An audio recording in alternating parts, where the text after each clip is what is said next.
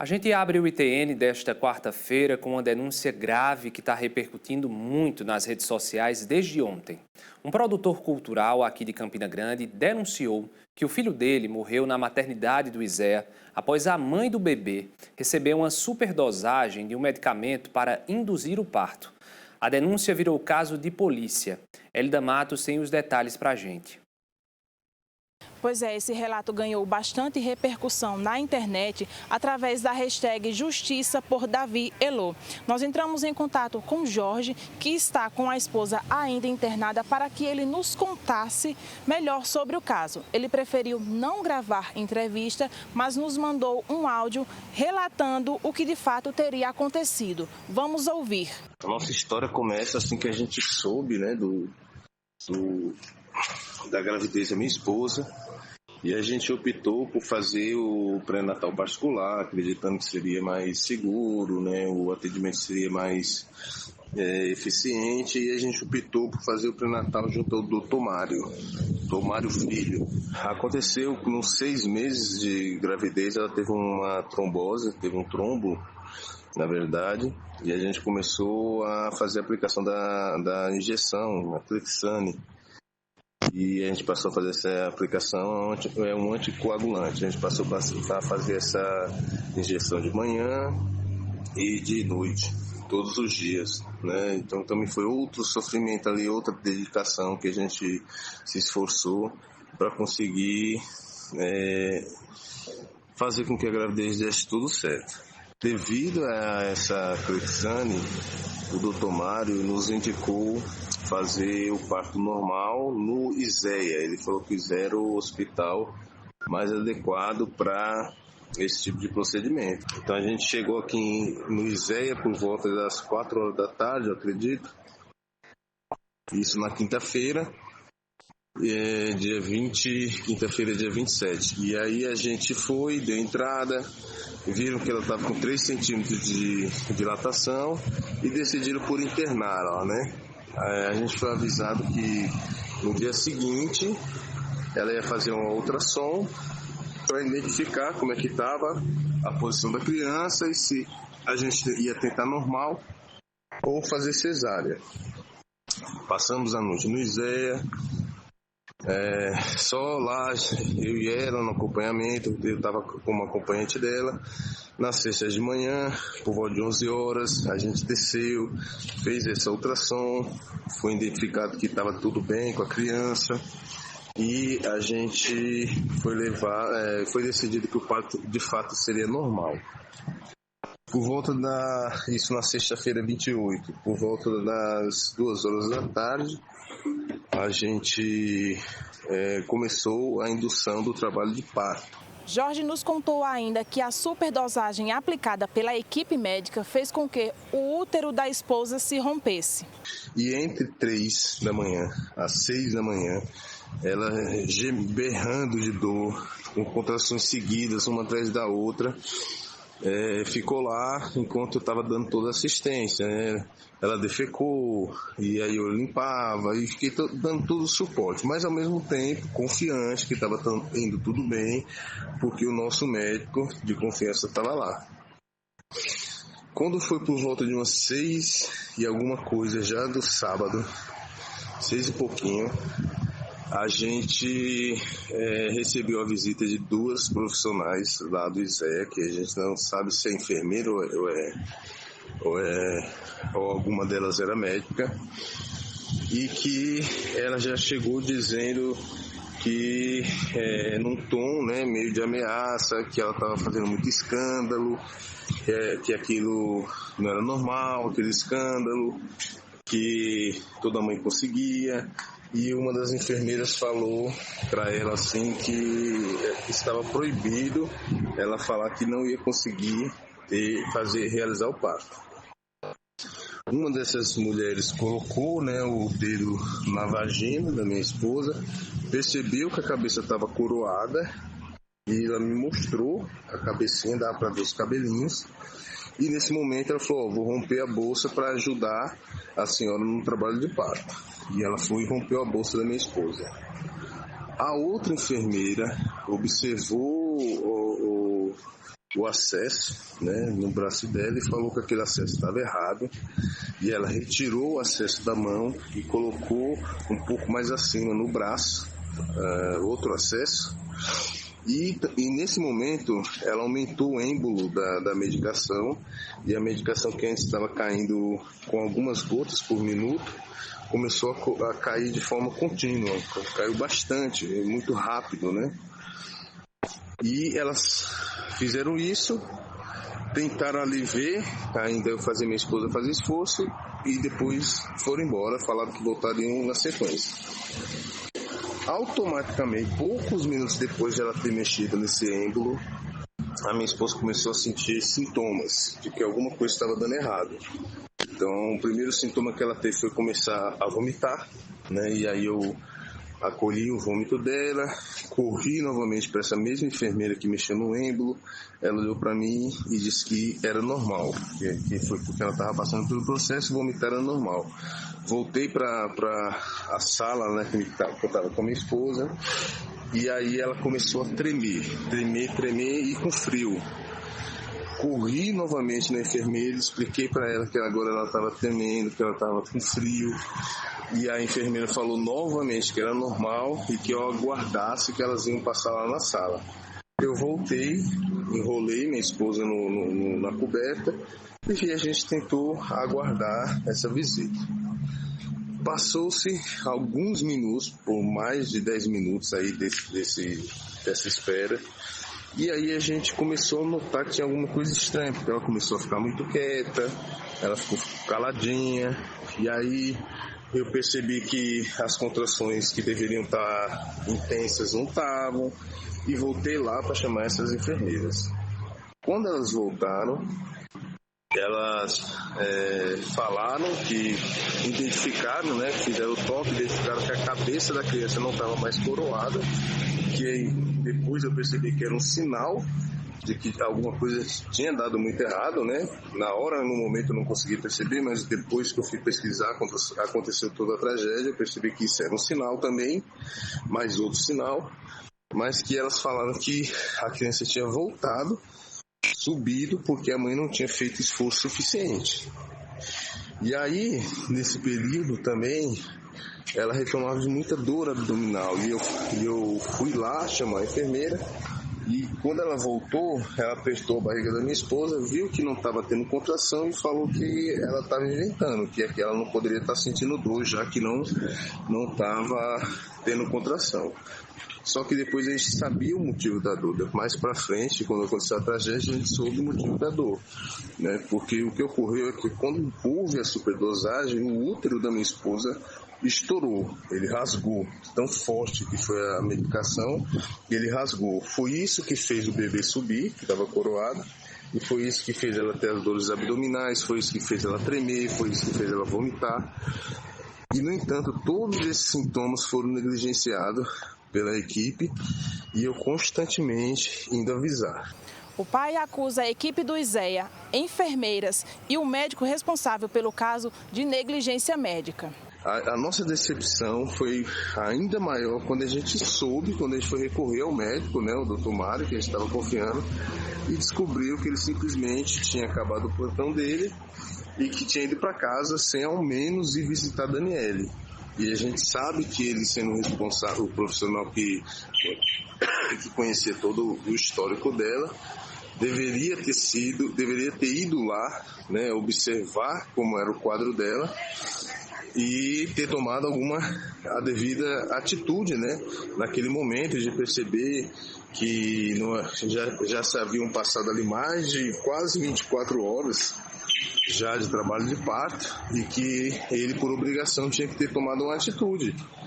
Ele era a pessoa mais indicada, mais responsável, e que de fato a gente estava depositando nossas confianças. Quando ocorreu essa outra volta, da terceira vez que as enfermeiras foram lá, que ela já estava sem contração, que o bebê tinha sumido, e em nenhum momento eles escutaram o bebê, em nenhum momento eles tiraram o pulso dela, e aí eles fizeram novamente o trabalho de ela fazer esforço. Mandaram segurar uma corda, um pedaço de pano, na verdade, para ela puxar, para tentar fazer nessa puxada, fazer com que o bebê saísse. Só que foi nesse momento que ela começou a fazer esse outro esforço, mais uma vez, que ela desmaiou. E aí eles perceberam, nesse desmaio dela, que ela estava sem pulso. E aí foi quando eles perceberam que tinha uma coisa muito errada e levaram ela para o centro cirúrgico. Até então, a gente não tinha desconfiado que estava acontecendo uma coisa tão séria, né? Porque ela provavelmente teve o rompimento do útero durante umas meia hora antes. Ela teve uma hemorragia interna muito grande, a criança morreu por falta de oxigenação e afogada. E além da bolsa ter sido estourada pela profissional, né, tudo isso ocasionou nesse processo, mas em nenhum momento durante esse período de quase, elas foram lá de 6 horas da manhã e ela foi para a sala de cirurgia às 7 horas da manhã, do sábado. Então, esse período todo, eles negligenciaram. A Polícia Civil também está investigando o caso. Nós conversamos com o delegado responsável, Rafael Pedrosa, que falou como está sendo conduzido e quais as providências serão tomadas. Nós tivemos ciência desse caso no próprio dia 27, que foi quando os fatos aconteceram. O companheiro da mãe do bebê compareceu aqui na delegacia de polícia, na cidade da Polícia Civil de Campina Grande, com um vasilhame, acho que um vasilhame de 5 litros. Dentro desse vasilhame estava o útero da genitora e foi um caso que chamou bastante a atenção, né? Então, com base nisso, nós já diligenciamos de imediato, fizemos todas as requisições periciais possíveis, requisitamos o exame cadavérico no bebê, fizemos também exame toxicológico na mãe para averiguar a medicação que foi utilizada nela para a indução do parto normal. Também fizemos exame de lesão corporal na mãe, porque o caso pode gerar implicação no tipo penal de lesão corporal gravíssima, que é quando gera o aborto da criança. E também, após os laudos periciais, nós vamos averiguar se a criança já nasceu viva ou foi natimorta, porque isso vai gerar implicação penal diversa. Mas, óbvio, tudo vai passar por uma devida apuração. Nós ainda tomaremos todos os depoimentos que já estão agendados para a semana que vem e não dá para tomar uma conclusão ainda sobre a responsabilidade penal ou não. Tudo isso será devidamente apurado. Um caso de bastante repercussão e relatos fortes, e a gente vai seguir acompanhando. Elida Matos para o jornalismo da Rede Ita. A fala do pai do bebê foi exibida apenas em áudio aqui na Rede Ita porque não conseguimos gravar uma entrevista com ele hoje, já que toda a família está mobilizada no suporte à mãe do bebê, que apresentou algumas complicações durante esta quarta-feira. E nós recebemos uma nota de esclarecimento enviada pelo advogado do doutor Mário Filho, médico que acompanhava essa gestante. Ele informou que até o momento não há qualquer conclusão administrativa, civil, ética ou penal que atribua responsabilidade ao médico ou a qualquer outro profissional do ISEA pelos fatos mencionados na publicação do Instagram. Segundo o advogado Rafael Pinto Carvalho, a publicação em questão estava repercutindo informações difamatórias antes da realização ou conclusão de qualquer investigação. A Secretaria de Saúde de Campina Grande reuniu a imprensa hoje à tarde para uma entrevista coletiva sobre essa grave denúncia.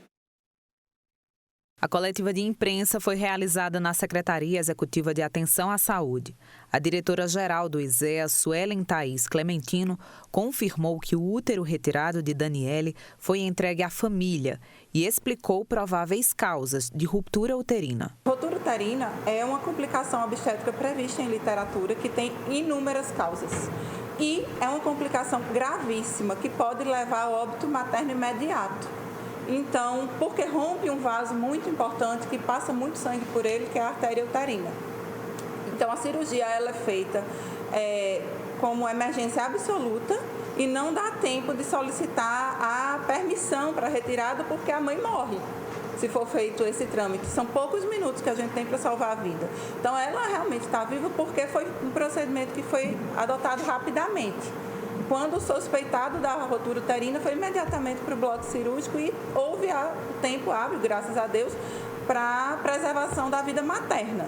Então, não tem como a gente estar solicitando essa autorização, porque não dá tempo.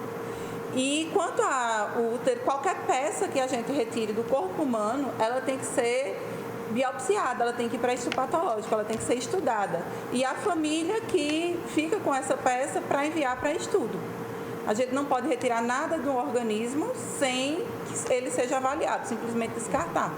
Então, de fato, o histopatológico ele tem que ser feito e um parente próximo que esteja no local é quem recebe a peça. Sobre superdosagem intravenosa na paciente, a direção afirma que a equipe técnica nega e que não é possível comprovar nenhuma das versões. A ocitocina ela é infundida no soro e gotejada lentamente. O médico faz a prescrição informando o número de gotas existente e a avaliação tem que ser feita por ele, não há autorização de modificação de dosagem sem que o médico mude a prescrição.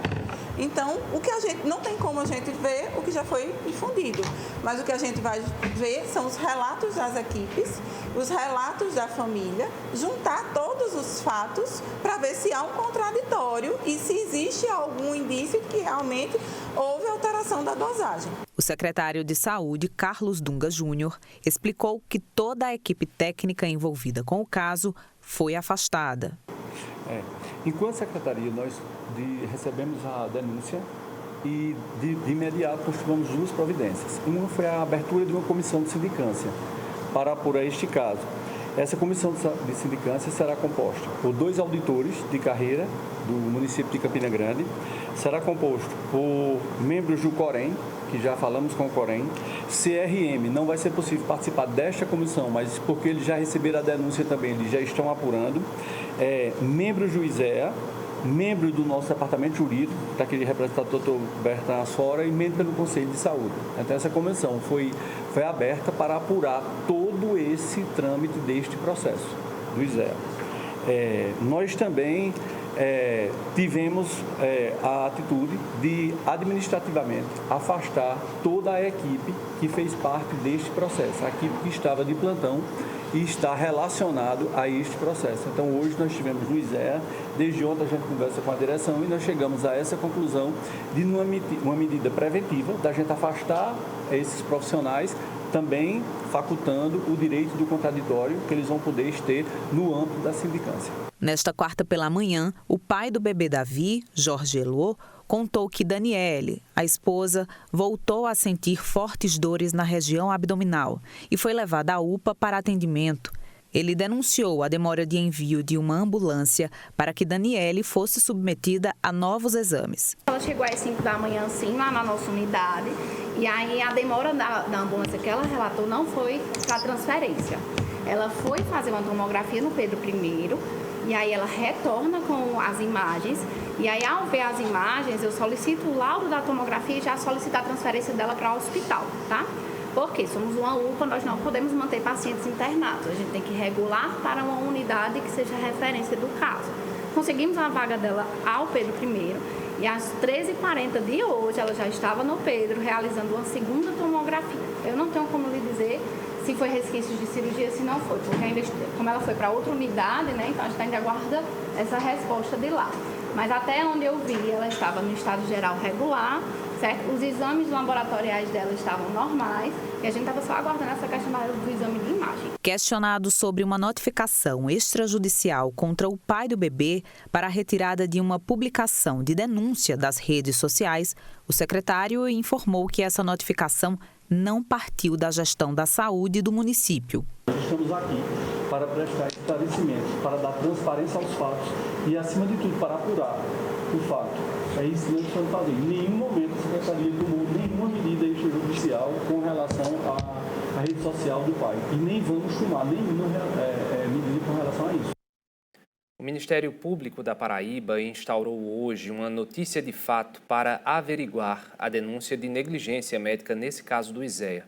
O procedimento foi instaurado pela promotora de justiça, Adriana Amorim, que atua na área de defesa da saúde de Campina Grande. Segundo a promotora de justiça, embora o MPPB não tenha sido acionado formalmente sobre o caso, o órgão vai apurar a situação está à disposição das vítimas para que sejam coletadas mais informações. Esse caso tem que ser apurado com muito rigor, afinal estamos falando sobre a maternidade que é referência aqui na região metropolitana de Campina Grande. Toda a nossa solidariedade a essa família que está passando por esse momento de dor extrema. A equipe da Rede ITA vai seguir acompanhando esse caso e atualizando vocês por aqui. E chegou a hora do nosso consultório ITN.